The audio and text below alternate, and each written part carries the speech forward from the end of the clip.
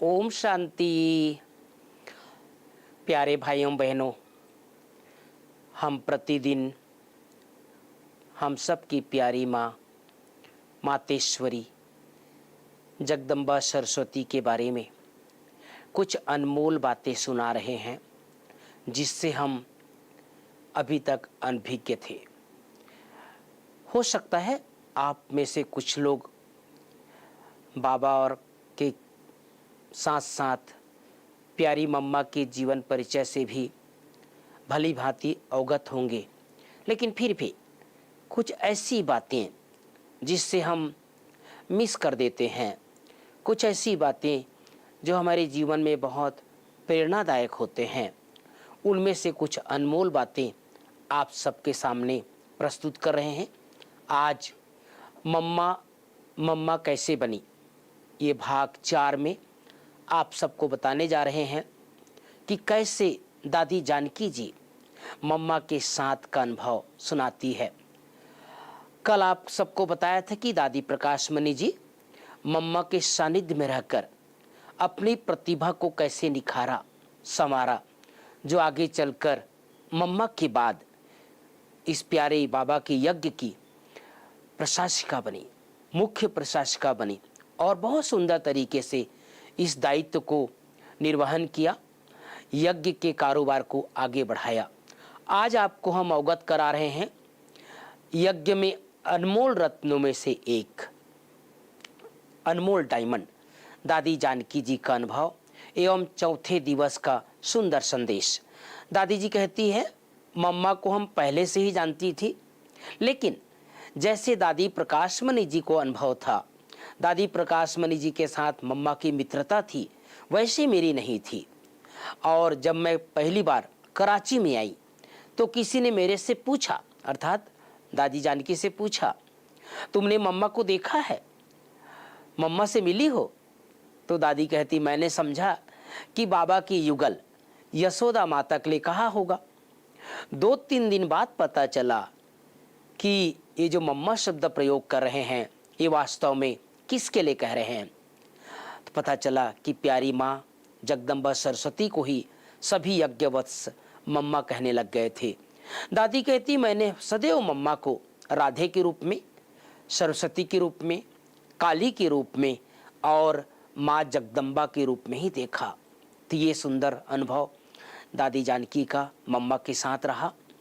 कल आपको सुनाएंगे दादी निर्मल शांता, जो हमने आपको बताया था कि पहली बार दादी मम्मा को मम्मा शब्द यूज किया था। तो कल आपको सुनाएंगे निर्मल शांता दादी जी का अनुभव, और आज साथ में चौथे दिन का सुंदर संदेश। हम सब भली भांति परिचित हैं, 24 जून 1965 को प्यारी मम्मा ने अपने भौतिक देह का त्याग किया।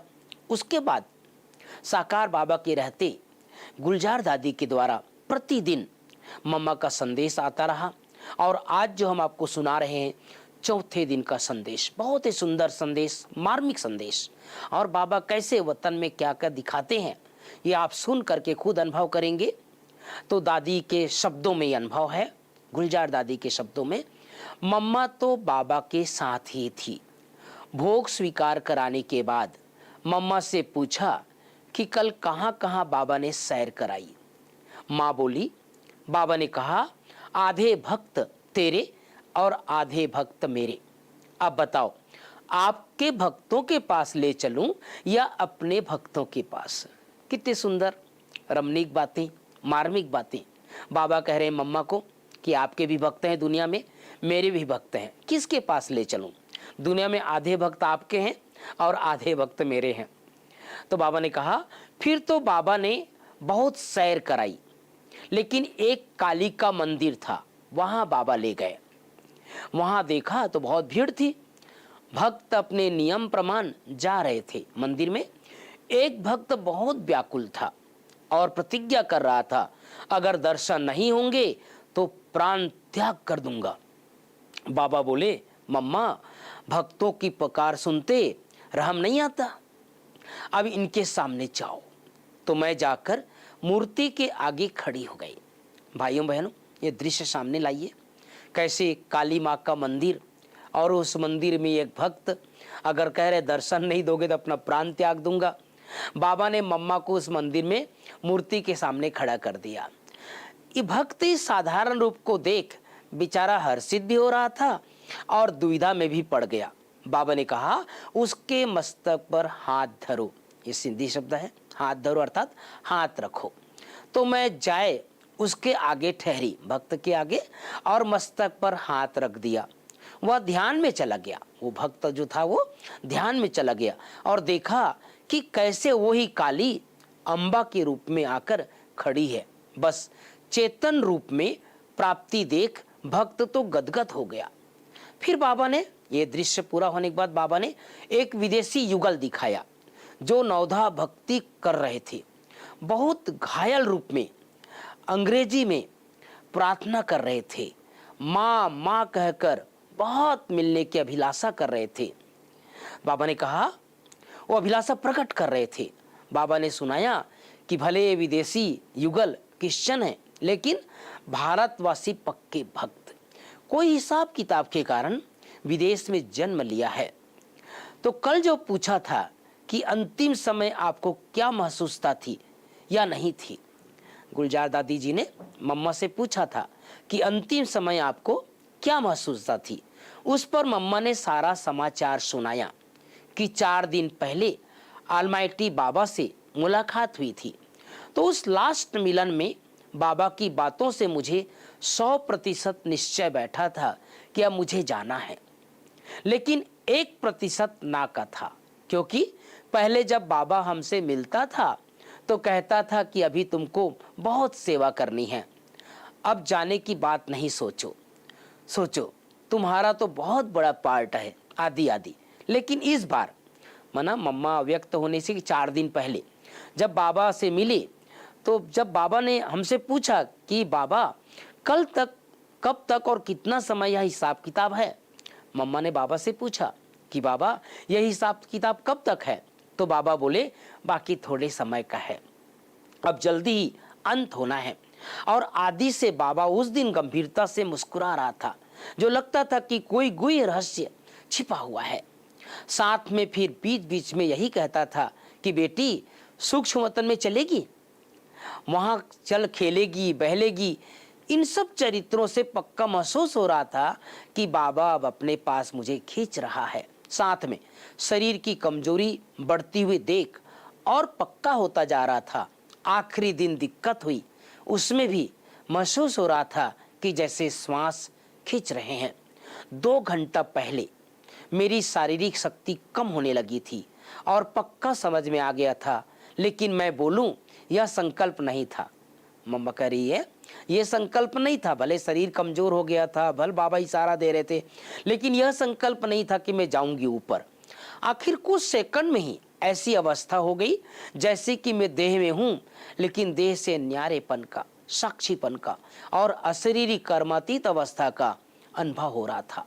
यह संकल्प ही बाबा ने मर्ज करा दिया कि मैं जा रहा हूं, और क्या कह रहे थे इस सुनने से भी मैं परे थी। अपने सामने बाबा का पारदर्शी रूप देखा, लेकिन उस समय भी साकार वतन की, साकार शरीर की भासना नहीं आती थी। उसके बाद फिर हमने पूछा, मम्मा शमशान की सीन बाबा ने आपको दिखाई? आप सबको मालूम है हमारी प्यारी मम्मा का जो अंतिम संस्कार यहाँ जो माउंट आबू में जो ब्रिज कोठी उसके पीछे तरफ जो शमशान घाट है, वहाँ पर ही मम्मा का भी अंतिम संस्कार किया गया। बाबा दादियाँ जो उस समय थे सब उस शमशान यात्रा में गए थे। तो दादी, गुलजार दादी मम्मा से पूछ रही थी कि आपको उस समय का सीन दिखाई दिया? तो माँ बोली, हाँ बाबा ने सारी सीन दिखाई, जो अपने ही शरीर को साक्षी होकर देख रही थी। साथ में आप बच्चों के दृश्य को भी देख रही थी कि क्या क्या करते हैं और कैसे कैसे सबकी स्थिति है। तो प्यारे भाइयों बहनों, ये सुंदर संदेश चौथे दिन का, कैसे प्यारी मम्मा ने अंतिम समय का सीन कैसे बताई कि क्या क्या स्थिति हो रही थी, कैसे भाषणा हो रही थी, और अपने शरीर को अंतिम संस्कार करते हुए मम्मा देख रही थी। तो इससे हम सबको प्रेरणा मिलती है कि कैसे बाबा वतन में हम सबको अंत समय खींचता है, और हर आत्मा को जो जिसका भी अंतिम संस्कार होता है वो आत्मा अपने शरीर के क्रियाक्रम को साक्षी होकर के देखती है। कल आपको हम आगे का संदेश और आगे का अनुभव सुनाएंगे। आज के लिए बस इतना ही, और इस अनुभव को बहुत बार सुनते रहें। सचमुच जब भी मैं इस अनुभव को पढ़ा हूँ, आप सबके लिए रिकॉर्डिंग किया हूँ, तो मेरी तो जैसे आंखें नम हो जाती है।